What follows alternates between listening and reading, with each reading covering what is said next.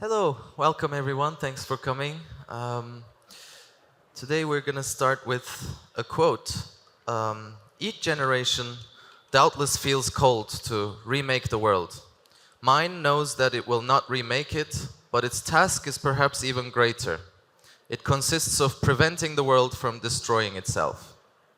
These words were said by Albert Camus as he received the Nobel Prize in Literature in 1957, indicating the timeless aspirations of the youth for change across history. The word youth paints a very diverse group in a single brush, but perhaps that is what is needed now, to get closer together, to face shared urgent crisis from wealth inequality to corruption, shrinking space for free expression to environmental breakdown. From Kenya to Serbia, Nepal to Myanmar, Togo to Turkey, young people are speaking up and reacting to a boiling pot of issues to move their societies forward, uniting people across social, economic, and political divides. And they face backlash for doing so, for speaking up. And we need to connect over our stories and struggles across borders, and that's why we founded PEN International's new Young Writers Committee and Tomorrow Club, where we work to organize young people and amplify brave young voices around the world, continent by continent, to connect peers near and far, form a community of solidarity, alongside our older colleagues, sharing strategies, as well as local and international networks built on PEN's 100-year history. This is a correlation of human dignity against rising correlations of autocracy. I am Ege Dündar, the youngest board member at PEN and project lead at Tomorrow Club. You can find us at tomorrowclub.world. And today we have three bright and brave young voices, Zoya, Nedim, and Fatoumata. Before we get to questions, I want to share some from their biographies. Nedim is a Kurdish journalist and poet, Nedim Türfent, born in 1990 in Gever city of Kurdistan in the far east of Turkey. Throughout his professional life, Nedim focused on peace and human rights. In 2015, he published a video showing police officers mistreating Kurdish workers while shouting, "You will feel the power of the Turks." Following this, he received death threats from the Turkish police, while at the same time being awarded a journalism prize for this report. On May 12, 2016, the police arrested Nedim and attempted a fake execution in custody. It was only due to public pressure that his murder was prevented, and the following day he was imprisoned on charges of terrorism. A year later, his trial began, in which his journalistic work was the only evidence. All the witnesses stated that they had been forced under torture to make incriminating statements against Nedim. Despite violations of rights, he was sentenced to 8 years and 9 months in prison.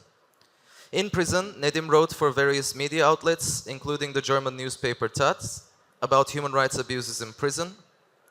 For this, he was awarded the Prize for Solidarity and Courage in Turkey. Organizations like Amnesty International and PEN International launched campaigns for his release. His first poetry collection, Kuş Aynası, was published in Turkey, while his second, Über Mauern, appeared in Germany. After 6 years and 7 months of imprisonment, Nedim was released on 29 November 2012. Even after all this, he continues his brave journalistic work, but was once again pressured by the police, and in December 2023 he was forced into exile in Leipzig at the invitation of the ECPMF program for endangered journalists.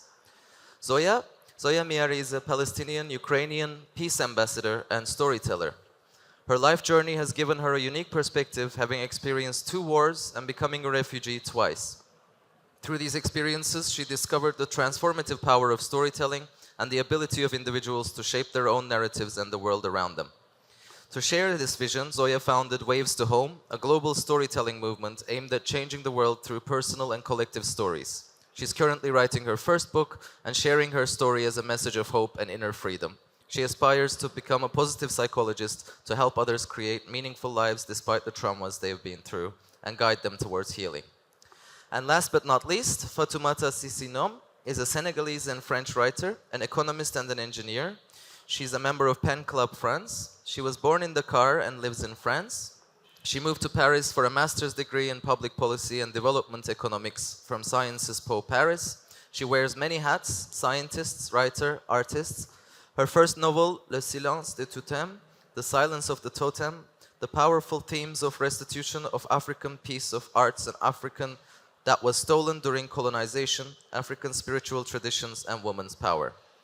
In 2020, she published in Zulma Editions a short story called The Tragedy of the Horizons about climate injustice and environmental crime in developing countries. She co-authored with Senegalese thinkers and economists a report called New Vision for Senegal's Transformation. In her day job, she writes policy recommendations to governments in both the OECD and developing countries on development cooperation, climate issues, and gender equality. She also is the founder of an NGO called Alchimie et Morphose Africain.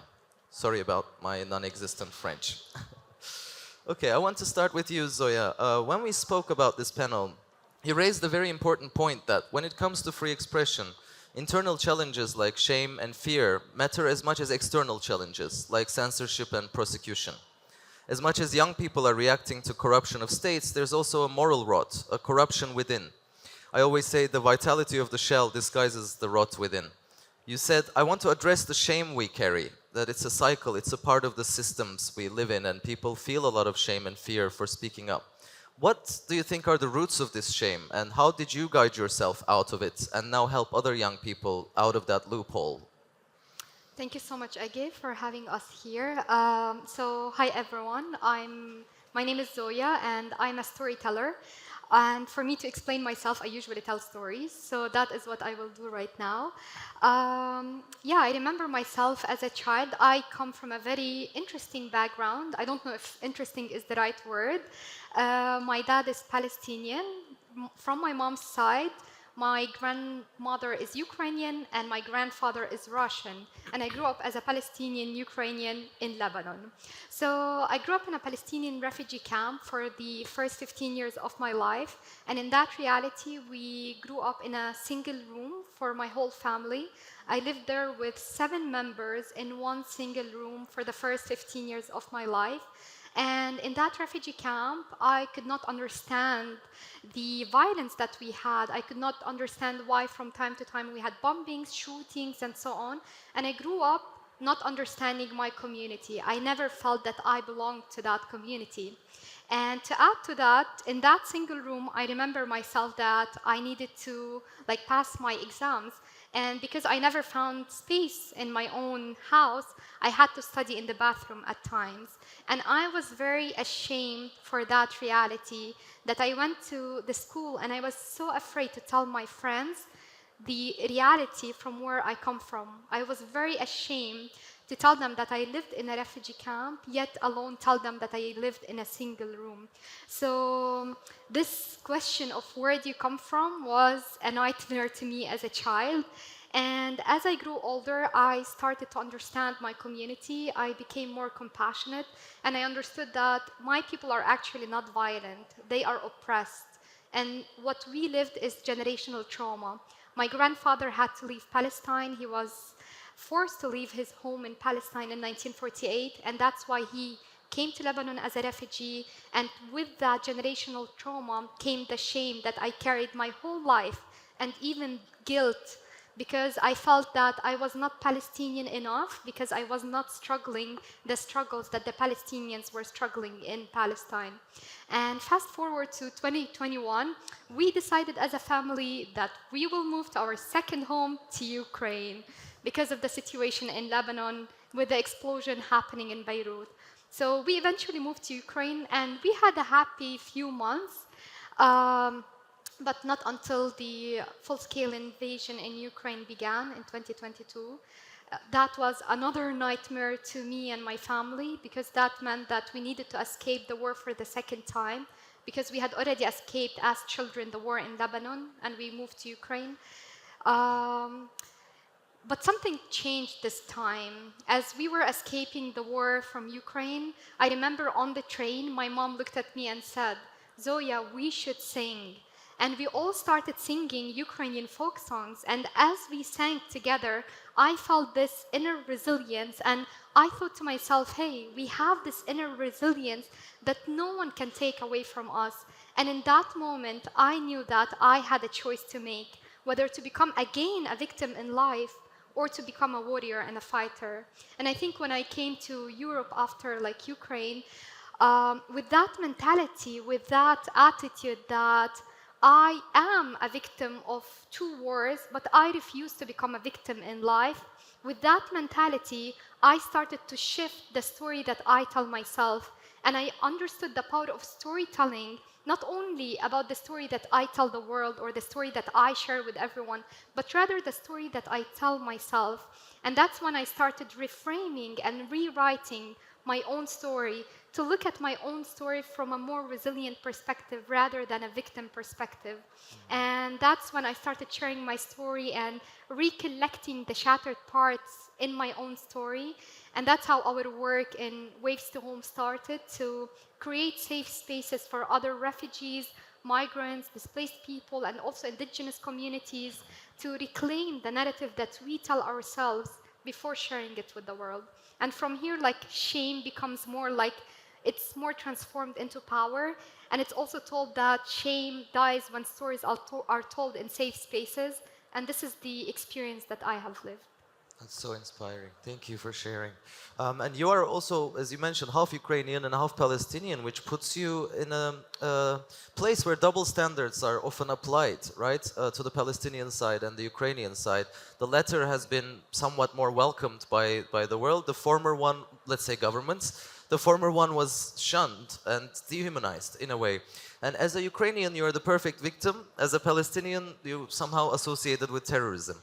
Why do you think this is so? And how do you resist the notion of these perfect victims? How can we get over the fact that we apply the same values in the same way only to those that agree with us? Thank you for this question. This is a very important question, and this is what I've been living not only since the genocide in Gaza started, but rather also my whole life, because I remember when we escaped the war in Lebanon in 2006, as a Ukrainian, my mom and my siblings, we were able to get evacuated to Ukraine. But as a Palestinian, my dad stayed behind. And since then, I started to question how could a single document dictate how a whole family could be really separated. And I lived this like ever since I came to Europe as a Ukrainian refugee. I was welcomed by the world, and I'm not used to that, honestly. Like, that was a really positive, good experience to me, to which I'm very grateful, don't get me wrong. I'm super grateful for all the support that we got, and we actually got hosted by a Swiss family in Switzerland, to whom we are very grateful. But this is something I also learned, that the way we were treated as Ukrainians, this is the same exact way that other refugees, whether my Palestinian side or also Sudanese or people from Congo or Yemen, should also be treated the same. And I can talk more about the double standards that I have lived and I have felt. Other than being welcome, it's also the language that is being associated. And we talk about the power of storytelling, the power of words, but we also should be aware about the risks of using the wrong words, because storytelling could be also used as a weapon against the reality. And this is what we felt, and this is actually how the genocide in Gaza has been justified somehow, because of the dehumanizing language that has been associated with the Palestinians. Let's say, for example, my Ukrainian side, it's always seen as a hero. When it comes to my Palestinian side, it's often associated with terrorism. And let's say when we talk about the situation in Palestine, oftentimes the media agencies call what's happening as Israeli-Palestinian conflict, but there is no such thing as a conflict when there's the oppressors and there are the oppressed, when there are colonizers and there are people who are colonized. So it's not a conflict. We need to name it for what it is. It's a genocide. And also people who are dehumanized and being referred to as the children, instead of saying that they are children, we say they're minors. Or when Palestinians are killed, we say that they're dead, as if like there has been a natural disaster that just killed them, without naming who killed them and without saying that it's killing and it's not just death. So this is the dehumanization that my Palestinian side has been living, and we need to be very much aware of this, because with this dehumanization, this is how these cycles of violence and genocides continue. Thank you. Thanks for sharing. We'll come back to you as well. Now I want to quickly move to Nedim. I just want to, first of all, say I'm so glad that you're here. We spent years writing letters to each other while you were imprisoned, and it's amazing to have you here and in Germany. And of course, in Turkey, you faced a whole system of autocracy, from its media to its police, just for doing your job as a journalist. And this system in Turkey is really protecting the few wealthy people in Erdogan's close circle. And if you speak out about any of these, you are silenced, prosecuted, and marginalized. And the press in Turkey is really under immense pressure now. Against all that you experienced, how do you feel is your role as not just a journalist but also a poet to respond to this situation? And how did you find the repercussions and fear of writing about speaking something, speaking up about a news story? How did you come up with the courage to do so against this massive power structures? Hi again, and everybody. Above all, I'm so happy to be here with you. Uh, Actually, the authoritarian Erdogan regime has turned into the country into a prison for journalists, but not only for journalists, for everybody who raises their voice against the corruption, the injustices of the government, of the state, of the economical power that working with the government, uh, against the destruction of nature.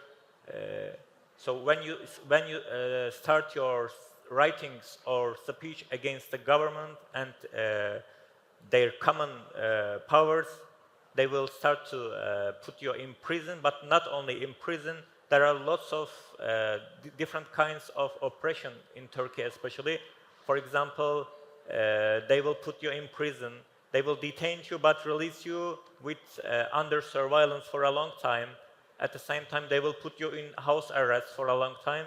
So there are different kinds of judicial way of following you to frighten you to speak, to write in the government. And I think it's not the speciality of the Turkish government.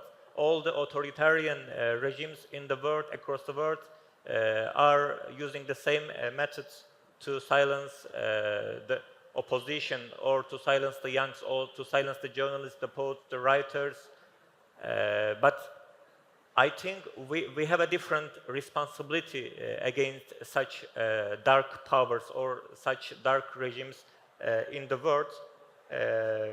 So, for example, in Turkey, it's not just when you share a too short sentence in your social media. In the morning, Turkish police can raid your house and break the door of your house, and you will find yourself in prison just for two social media showings. Or when you are wandering in the streets and somebody is extending a microphone to you and asking about economical crisis in Turkey, and if you speak as critical, then the dark face and the cold face of the Turkish state will find you sooner or later, I can say. But as journalists, as poets, as storytellers, as the people who hold the microphone and who hold the pens, we should raise our voice, because we are representing different kinds of society. And if today we stay silent as journalists, as writers, as poets, I think tomorrow the authoritarian regime will be more powerful, and then we need more strength and power to we will need a megaphone, not a microphone. Tomorrow we will need a megaphone because they will be more powerful, and sooner or later we should start today, not tomorrow, against these oppressions. And we don't write about these pressures. Authoritarians will keep still. If we don't write about the pressure of the governments, they will keep writing, showing their pink-colored words as a reality. But when we write, we are writing about the truth. For sure. And so we are in a way, we are a mirror to society. We have the responsibility to keep writing, and that way, And if you ask me, systems like Turkey don't survive just only pressure. They have other kinds of repressions. For example, they separate individuals from each other. They separate the society into different parts with polarization, Yeah. and if we don't find bridge among us, then our power will be more and more losing, For and sure. we cannot find the right way to go on, and our way of writing is for the people who don't have microphone in their hands. We Yeah. are in a way the voice of the silenced people, silenced,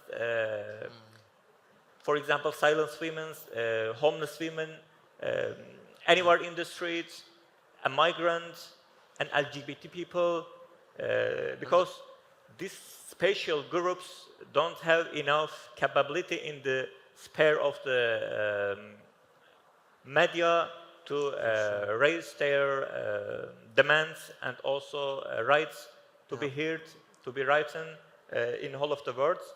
And literature, poetry, journalism, I think, when oppressive regimes are involved, these are just not creative fields for us. They're also acts of resistance, because we keep surviving with our words. We Yeah. don't have any other people. When I was in prison, I read a book from John Berger, and he said, in places, in locations like prison, all we have are just words. So if we have only words, we should be careful and also very, very attentive to use them at each opportunity to make an reaction against the corruption and the injustices and the unlawless of the government and the Yeah. states. It's But of course, we are fearing. We are human, and we have a hurt in our chest. We are human. We are fearing sometimes, but we prefer to not surrender to fears. It's We are actually- fighting with fears, and in that way, we become when I stay, when I don't write, when I don't speak today, tomorrow. Maybe you know, in each country, when the pressure occurs, firstly, journalists, writers, poets, storytellers are speaking. And if we stay silent, tomorrow we will find nobody to speak, to write, and to react Absolutely. against the corruption of the government. We exist through our words, and we have the responsibility to break the silence. And as an individual person, I am trying to do this with my words, both in prison and now in exile. It's thanks to your courage, really, that Yeah. I found out personally what's going on in the region, because the narrative the government was selling us was that there are terrorists there and they're raising a ruckus and the government needs to send in the military. And through your stories, we found out that they were actually putting the villagers back handcuffed and telling them you will feel the power of the Turk. And, thanks to your courage, we can know about what's happening. And, so many of your colleagues are actually deciding to shut up instead of speak up.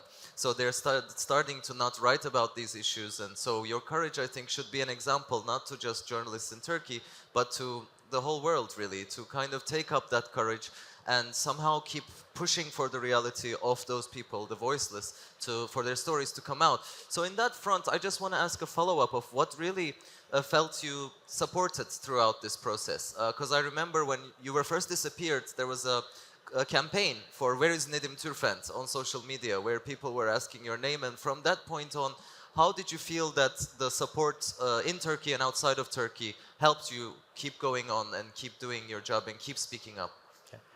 And as you told in the biography, when I reported about the torture of Turkish police against Kurdish workers, Turkish police threatened me with death, and they tried to find me, to kill me. And when I was detained, they brought me to a hill in the mountain, and they started to open fire into the air. They discussed among each other whether to kill me or not, and I was here. I was hearing their discussion about killing me or not, and they're also beating me, torturing me. But I'm not just talking. I'm talking about the process of killing, whether they kill me or not.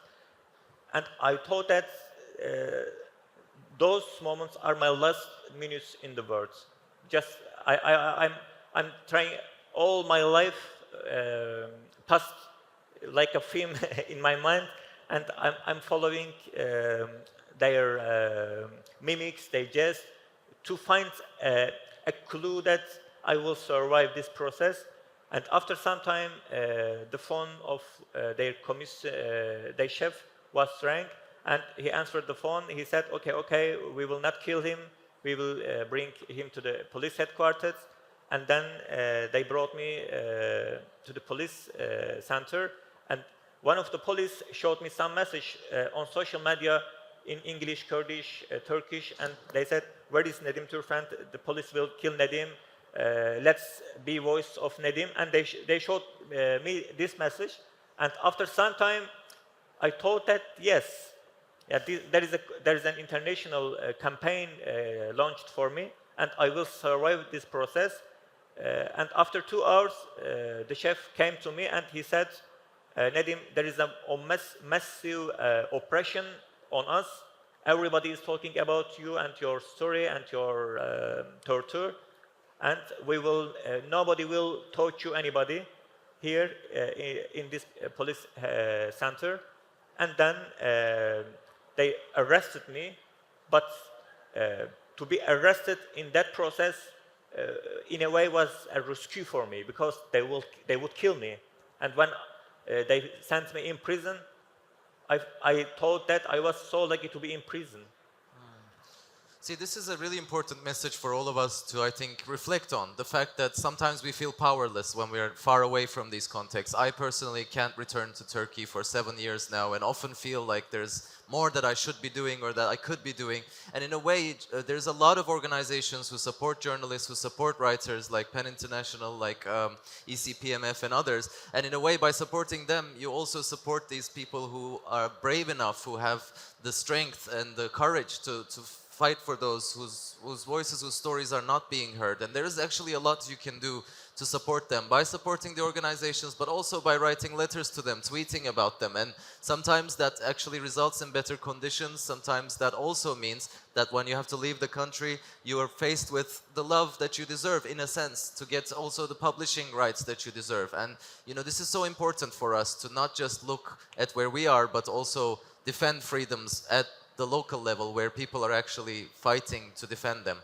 And we'll come back to you as well, Nedim. And I want to move to you, Fatoumata. Thank you for being so patient. There's in our conversations about this panel before, you mentioned that Senegal is a very young country, and half the population is under 19, which I found is an astonishing figure, actually. You said, we are called a democracy in a very external way, and that people are protesting in the streets. They sense that they have been deceived. Can you tell us more about that and what you see as the way out? Perhaps if this is a sense of being deceived leading to organized action, and how does colonization's echoes affect this process? And how do we, especially as young people, decolonize ourselves?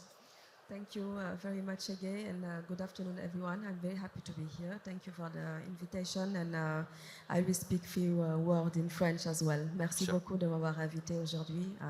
Je suis très content d'être avec vous. So, as you said, I come from Senegal, which is a very young country, as you were saying. In terms of the age of the population that are under 19. And I would really like to start by kind of defining and going at the roots of what democracy means, what it should mean, actually, when I kind of cite Abraham Lincoln saying democracy, it's power of the people, by the people, and for the people. So it really means that in theory, people, and especially young people in African countries, in these countries it is very very young population, they should be aware of the power that they hold in theory, because they are the one that elect the leaders, and it really means that they have the legitimacy, and they also should have the complete awareness of what it entails to be a democracy. It's not about just, and that's why I was saying Senegal and a lot of African countries as well are depicted as being democratic, which is true in a kind of procedural and external way, because they are kind of organizing elections, transparent elections, etc., without fraud. But when you look at the kind of a bit deeply, you know that people, when they elect the leaders, they do it in a kind of without having all the information that they would need to have to do informed choices in terms of voting. So from my writing kind of heart, and also public policy and economics, what I really call on people is to really know the power that they have, by being in a kind of a democracy, and also knowing that they I don't know how to say it, but they really should be kind of conscious and aware that they have the power, even if they are often deceived by the people that they elect. As you are saying, in Senegal, people start to go protesting in the street, and women as well, and young people, because they are really deceived by what they are seeing from the government that they have elected, not only the current government, but also the previous government. So with this knowing, I think it's also important that people get more and more involved in politics, not to give their power to external people, but also know that if you want to change a system, you have to be in some way in the system as well. So being a bit more political, a bit more involved beyond activism, etc., to kind of inform more the public choices, public policies, etc., doing influencing, lobbying, etc. So yeah, that's really an important also aspect of what I was saying. Okay, I wanted to follow up with that question, because you also mentioned that somehow systems of oppression prioritize profit over human dignity. And you said environment, women's rights, colonization, and wealth inequality are connected. Could you expand on that a bit? Also about the effect of you being a writer, and how you connect people based on this commonality of issues. Yeah, so maybe I can start by telling a bit more about how I became a writer. Yes, please. So yeah. I published my first novel, which is Le Silence du Totem, so talking about restitution of piece of art, all these artifacts, these statues, etc., that hold primarily kind of a spiritual meaning for the people that have created it, in terms of masks, statues, etc., in the villages. And these artifacts were stolen by the colonizer, and kind of today they are exposed in museums in Paris, or in Germany, or in the UK, etc. So it really came from also from my point of view of a willingness and a desire to tell the story of what happened during the colonization, which I couldn't find when I was going to the museums of kind of ancient art, etc. The story of this theft, this taking was not well told in the museum. And I came from there, and it was kind of also a metaphor of what is happening today in the South, in terms of colonization, but also in terms of extracting an extractive kind of way of building the economy, and also in terms of women's rights, because as you may know, before the colonization in Africa, they were not kind of patriarchal, like toxic masculinities in Africa. But when the colonization came, and also with religion, etc., it became a kind of pretext and justification for erasing women that was previously well well, that have access to the economy, etc., that hold also power, like status of power, etc. But when the colonizers came, it kind of changed everything, because they were talking only to the men, to the masculine leaders, etc. So also as a woman, as a black woman today, and as a writer, I would really like to kind of contribute to the decolonization of minds as well, and also to the kind of compensation of all what the colonization and the aftermath of colonization also brought to Africa in terms of environmental degradation, because I also come from a small city which was kind of created by the French people when they kind of created a mining company, starting to extract the phosphate, etc. So it is really all this kind of historical also perspective that I have that bring me to being a writer, and also fighting against the extracting also nature of what we see today, and how to really compensate this. That's so important also for us. For example, in Turkey, I didn't grow up knowing too much about Senegal, but somehow through meeting you, I know a bit more about it, and because of what you're telling, the stories that you're talking about, and somehow if we read our peers' works and their stories, we learn a lot more about the actual country as well, and the context in which people live there. So that's a good doorway into learning also about what's going on, and decolonize our own minds if we are ignorant, as I was before, and also still am about many contexts. So just one last question. We were reading Allah Abdel Fattah, who's recently released from prison in Egypt. He said in his recent piece for The Guardian that I need to think differently, to think less locally, because I'm going to be in the UK, and the deadlock in the world right now is not resolvable from a place like Egypt. Though I think there is a benefit in having a perspective from a place like Egypt, because there's a deadlock of imagination in the global north, and a deadlock in the possibility of action in the global south. How do you reckon this deadlock can be lifted, and what are some of the ways you're exploring to do so between France and Senegal? Absolutely. So I perfectly understand what he means when saying perhaps he would not be able to do as much as he would want to if he stayed in Egypt, etc. Because I could perhaps say the same thing, because I came from Senegal, and when I came to France, I could not only study, but also I got a different perspective, and also a different perspective in terms of understanding more what people, what my family, what the Senegalese people and African people in general also had to live with their history. And I think that today we kind of observe really kind of what we call in economy the limits to growth today. Meaning that perhaps the West, and it is really kind of with a lot of humility also from my own perspective, because I have kids that are born in France, etc.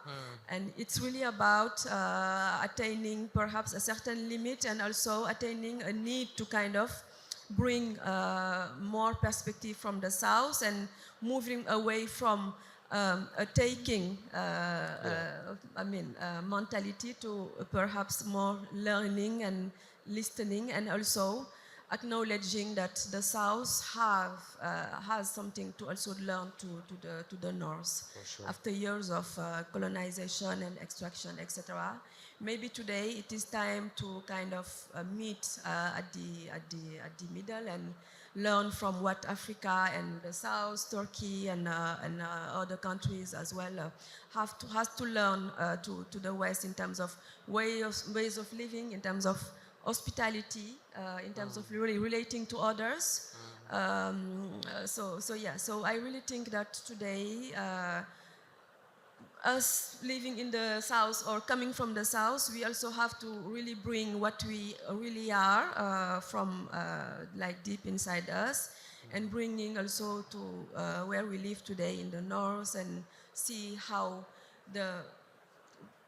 because in Africa we really say that the North is doing a lot, but here we are sensing and feeling also a lot. So maybe it is time to kind of reconcile the feeling, the emotions, etc., with the ability to do.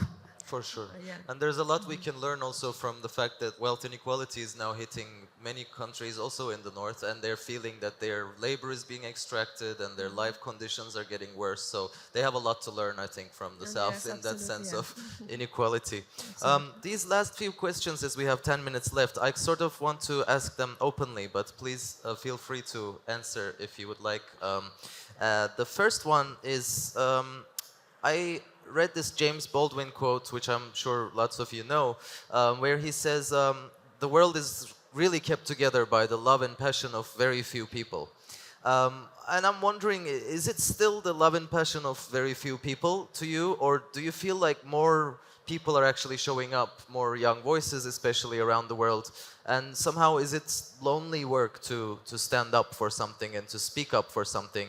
Or what are your honest reflections, I wonder, about, how do you find the relation with this? Do you feel like it's very few of us out there? Maybe I can start. I think it's not few of us, and maybe I can talk about the power of kindness, because with everything that I and my family have been through, I can still talk about kindness. And maybe like I can give an example of today and yesterday, and honestly, I felt this in the Philippines pavilion. I mentioned that there, but I would love to mention it again, because honestly, like what I felt there was a safe space. And because of these safe spaces where we feel heard and seen, this is what gives us the courage to speak up. And maybe something that I really like want to question ourselves, like, are we truly like, I always talk about self-liberation, how important it is to decolonize ourselves from within, because true freedom starts within. And this is something that I'm very proud of, about my half Ukrainian and half Palestinian side, in which people, even when they're getting killed, when they're like being stripped away from their lands, their homes, and everything, one thing that no one is able to take away from them is their spirit and their inner freedom. And this is what threatens the oppressors, this power to imagine, power to dream, and power to remember their stories. So I would like to say that, like this, to me, it's the combination of collectiveness, people coming together and people standing in solidarity together. This is where we get our energy and we get this willing to fight and speak up. And at the same time, this attitude that no one can take our spirit away. So this is maybe a reflection for everyone, if we are truly liberated from within to speak up. Because when we say that no one is free until everyone is free, we're not meaning and talking only about the people who are being oppressed and genocided. We're talking about everyone. So are you truly free to speak up, or are we being afraid of losing some connections or our jobs? And this is a very important question, because when there is oppression somewhere, we are all being oppressed and morally tested as well. So I truly believe there's still kindness in the world. This is really great to think also, because we're always reading in the news how the world is going more autocratic and how there's bad news all around, but somehow there's more and more voices rising against it, and their resilience, as you said, with very little at hand, despite going through a genocide, despite going through prison, despite going through torture, to have that courage to speak up should really give us all hope in a way, and to look for a brighter future. There is hope, and there is hope in the youth as well. And maybe I'll go back to you, Nedim, quickly. I want to ask you about this study that was done in Turkey, which was really interesting to me. It was done in the 70s and later in the 90s to look at two different generations in their outlook on the world vis-a-vis their own lives. While the older generation mostly saw their own fate intrinsically tied with the well-being of the country's fate and that of the world, the younger, more recent generation's answers seem to be of the view that they'll be fine, but the world was headed for the worst. This pointed, in a way, this decoupling of one's own fate from that of his and her community, pointed to the hyper-individualism that's spread across society. And it was clear to me that we as young people have to reconcile this well-being of the self with our wider community if we are to stand a chance against the enormity of these challenges. And I want to ask you, how do you reckon with this hyper-individualization coupled with hyper-consumerism on top when considering these problems that are shared across borders? And how can we act in a way that we are on the same boat? And what role does literature, journalism, and storytelling play on that? according to my humble opinion, above all else, we human beings are social, and we are the part of society. We cannot separate ourselves from the society, from the community, from environment, from nature. So let's think who can live alone in the nature or in the society. We are the part of it. So if today the authoritarian regime, for example, every other day they put our earth, put our countries into more darkness, more pressure, more injustices, how can I find welfare here? How can I find freedom here? So if I think individually, I will also at the same time think for the society, because if the rights and freedoms of all of us together are being loosened every other day, as an individual person, I cannot find my welfare there. Yes, of course, every person is unique, and everybody has a unique journey for her or his life. But when we form bridges among all different kinds of society and countries, in this way we can support and, of course, rescue our future together. Because we all, whether we live, we like it or not, we live in the same boat. It's our world, and so for that truth, we should be, of course, careful about what we write, what we think, what we say, and not only over consumption, but at the same time, individualization are connected to each other, because they feed each other as a symbiotical way, I can say. So they survive hand in hand, shoulder in shoulder, over consumption and individualization. For that reason, I think we should form a good story that slow down this overconsumption, to show this to all the society, to show them that who are playing ostrich, put their hands into the sand like an ostrich. We should be careful about this, and this is exactly what is the space when storytelling, when writing, when speaking start to react, because our act of writing and speaking, I think, is the protest against this oppression, this overconsumption, this culture or culturelessness. So our protest of writing is at the same time, it is the cry of nature. It is the protest of ants, protest of water, protest of mountains, protest of a homeless person, protest of an LGBT people, protest of, for example, a migrant. So we are not alone. We are the part. We are. It's a whole. Nature, society, ecological sphere, and also economy. All these spheres are a whole. It's a big puzzle, and we should be careful about our words, because, as I said, we are coming out from our words. So, with these words, with storytelling, with this artistic act, we can say stop to this unright path toward the future, because when you see that there is a dark path towards the future of the earth in almost all the countries, in some countries it's more oppressive, but in some countries it's a fake democracy. So against all this fakeness of earth, we should use our pen and words. We should form bridge among us, And to sum up, I think our works should bring societies together. And finally, I am saying, for example, sometimes I am asking myself, where did you find or where this hope come from? I think hope comes from the truth.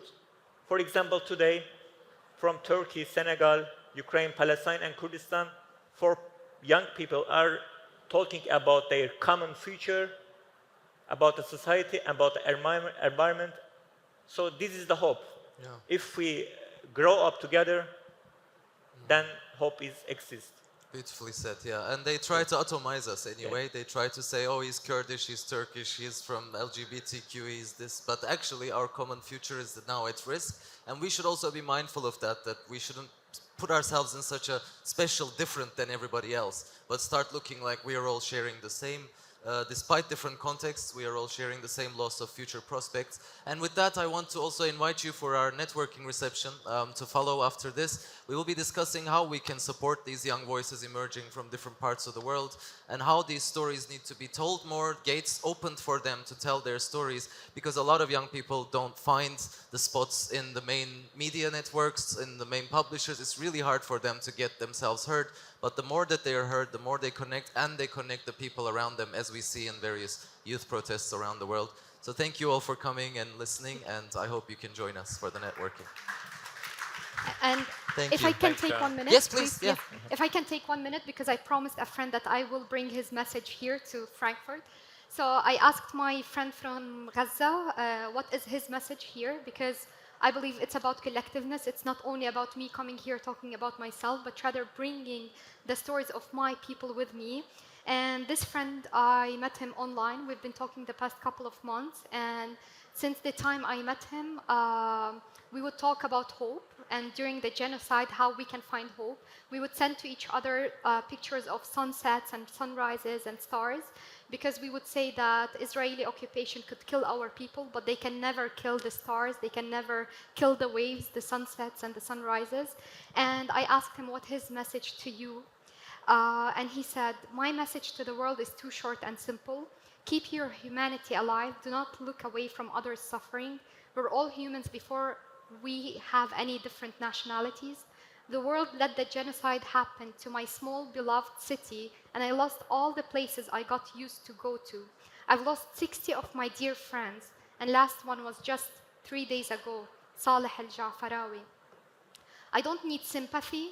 All I want is to be all together, to spread love, peace, humanity, freedom, to speak up for the oppressed people until oppression ends and the oppressed people become free. And as we both used to say, we always have hope, and no one is free until everyone is free. So free Ukraine, free Palestine, free Congo, free Sudan, and freedom to every oppressed human. Thanks. Thanks so much. Well done.